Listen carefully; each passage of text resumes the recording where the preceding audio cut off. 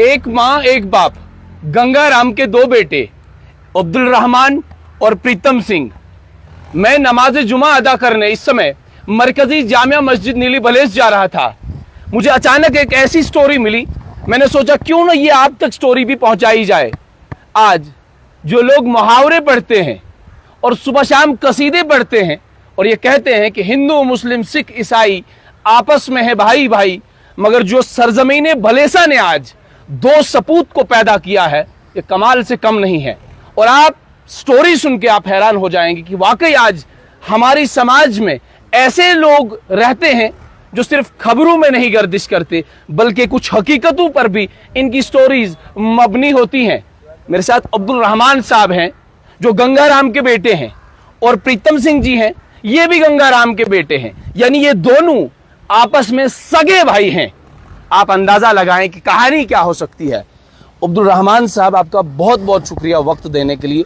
आप मुझे सबसे पहले अपनी कहानी बताएं कि ये मामला कहाँ से बना है। आप अब्दुल रहमान साहब, आप मुस्लिम समुदाय से ताल्लुक़ रखते हैं और प्रीतम सिंह जी ये तो सनातन से ताल्लुक़ रखते हैं, तो ये कहानी कैसे बनी है? ये कहानी एक सच की तलाश है जी। शुरू में बचपन से मेरे दोस्त मुस्लिम रहे हैं, वो नमाज पढ़ते रहे हैं। मैं अपने दीन पर था, जो हमारा दीन था, लेकिन आज मैं देखता हूँ कि दीन तो जीने के तरीके को कहा जाता है, लेकिन वहाँ जीने का तरीका कुछ पाया नहीं गया। उस वक्त भी नहीं पाया गया और अभी भी नहीं पाया जा रहा है। मैं अपने भाइयों को, अपने यार दोस्तों को समझाता हूँ कि देखें, इंसान जो है अल्लाह तबारक व तआला ने इसे सब जानदारों से बेहतर जानदार बनाया, जिसे अशरफ मखलूक कहा जाता है।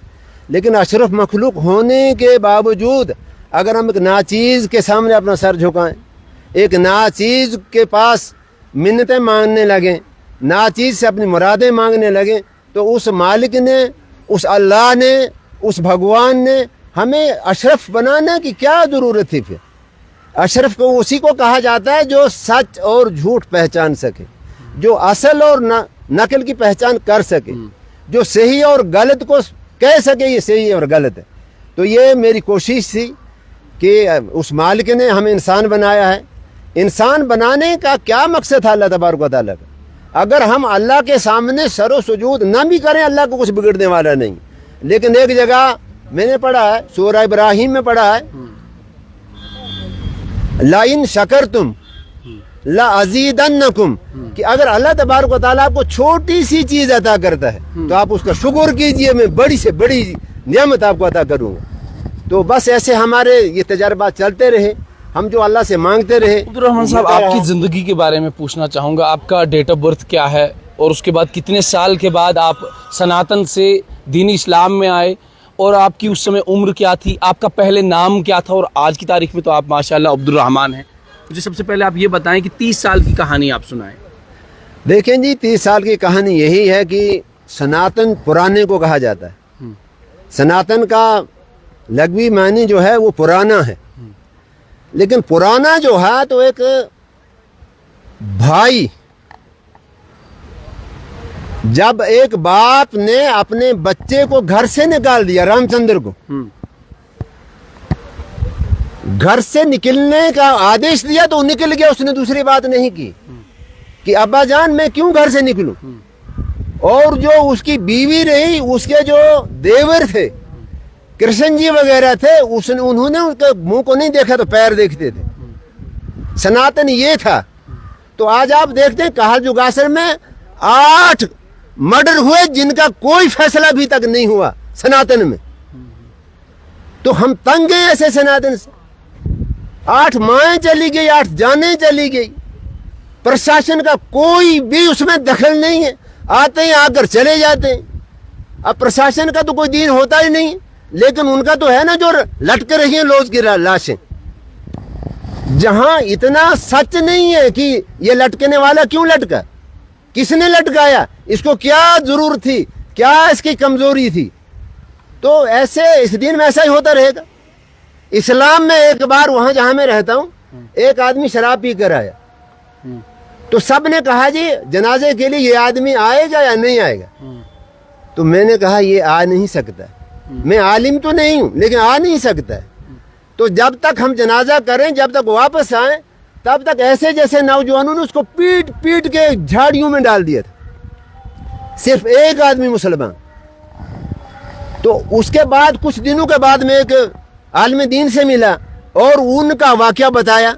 तो उन्होंने कहा कि जो अगर शराब पीता है, अगर वो लिखा पढ़ा आदमी हो, तो जहाँ शराब की हुर्मत है, जब वो होश में आता है उसको गुस्ल करें, गुस्ल के बाद उसको वो जहाँ शराब की हुर्मत है उसको पढ़ाया जाए। अगर वो लिखा पढ़ा नहीं है तो शराब की हुर्मत के बारे उसको तर्जमा और तफसीर सारी बात बताई जाए, ताकि वो आइंदा के लिए तौबा करे, कान पकड़ ले। तो ये भी एक सब कामोजा बात है कि एक आदमी अब शराब पीता है और उसके साथ ये किया जाता है, और एक तरफ 8 कत्ल हो रहे हैं और कोई भी बात नहीं हो रही। आज तक कोई बात नहीं हुई। यहाँ ये मेरा इलाका, मुझे तब इस इलाके का दुख है। मैं कालजो कासर का रहने वाला, 8 लोग मर गए सूली लगा लगा कर, लेकिन कोई और क्या बोलते हमारा सनातन धर्म है। अरे सनातन धर्मियों, वो सनातन धर्म को एक औरत लटकाई मुझे बताओ, जो सीता माता जैसी कोई ऐसी औरत बताओ, अभी मैं सनातन धर्म में चले जाता हूं। अरे सनातन धर्मियों, तो तुमने तो सनातन धर्म को बदनाम कर दिया। ये कहता है माइनस और प्लस जब आता है, ना माइनस रहता है ना प्लस रहता है, ना सनातन है ना सलाम, वहां कुछ भी नहीं।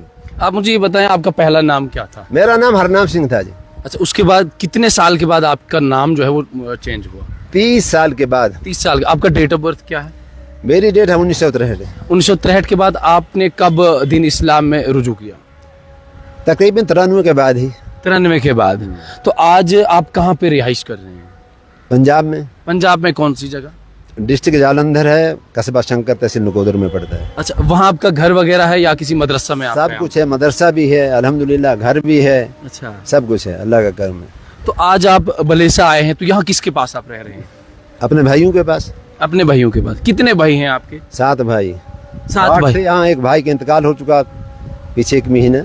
अच्छा, कितने? उनका नाम क्या क्या है? जो हम में बड़े हैं वो रिटायर्ड मास्टर महात्मा सिंह हैं। अच्छा। उनसे छोटे जो शेर सिंह थे वो बेचारे अल्लाह को प्यारे हो गए। अच्छा। उनसे छोटे बलवंत सिंह जी हैं। हाँ। उनसे छोटा मैं हूँ। हाँ। मुझसे छोटे राजेंद्र सिंह जी हैं। हाँ। राजेंद्र सिंह से छोटे पृथ्वी सिंह है, वो भी वहाँ पंजाब में रहते हैं। हाँ।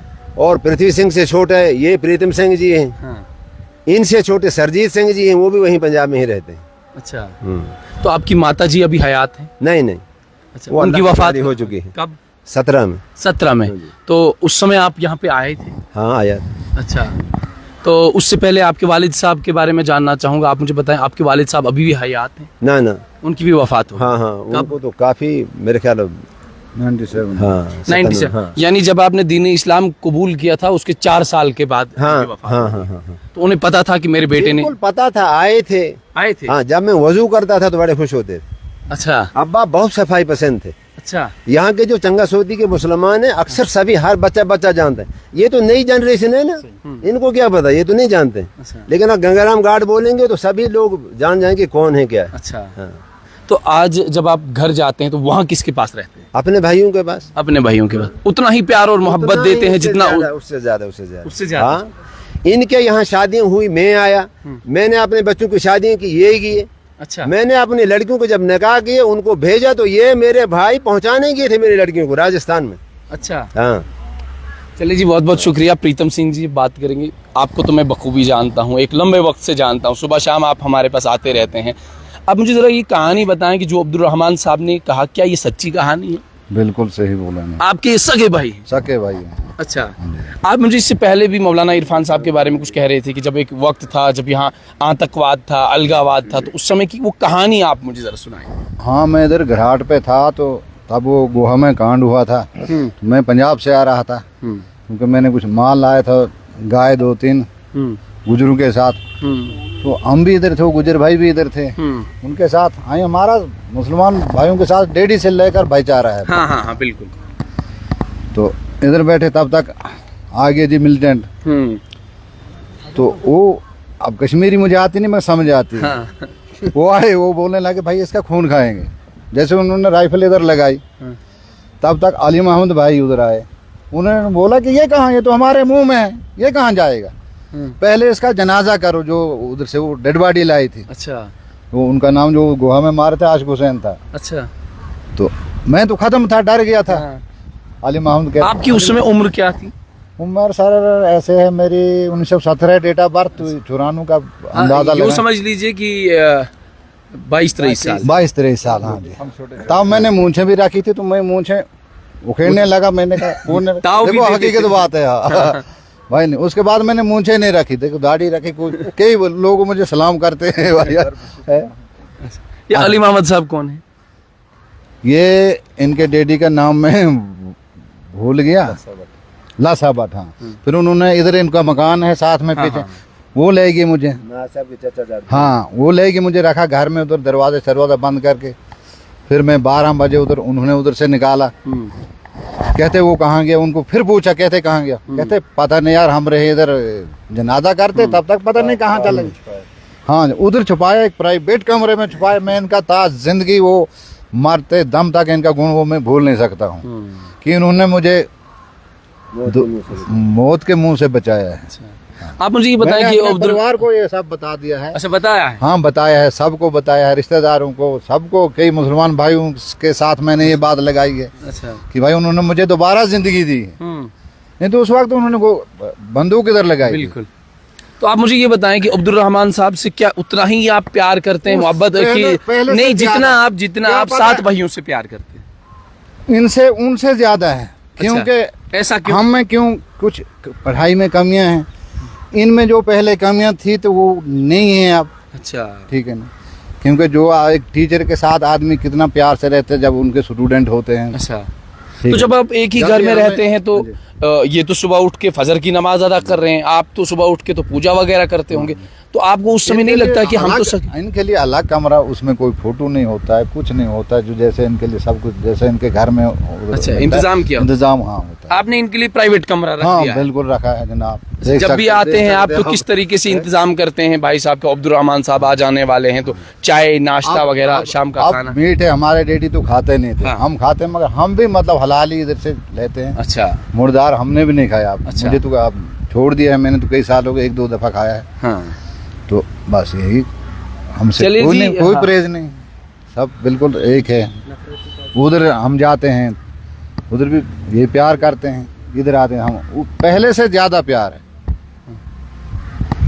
नफरत के बाजार में मोहब्बत की दुकान जो खोली जाती है ना, तो वो इसी तरीके से खोली जाती है। एक तरफ से सनातन धर्म से ताल्लुक रखने वाले प्रीतम सिंह साहब, दूसरी तरफ से दीन इस्लाम को कबूल करने वाले अब्दुल रहमान साहब, मगर वल्दियत एक।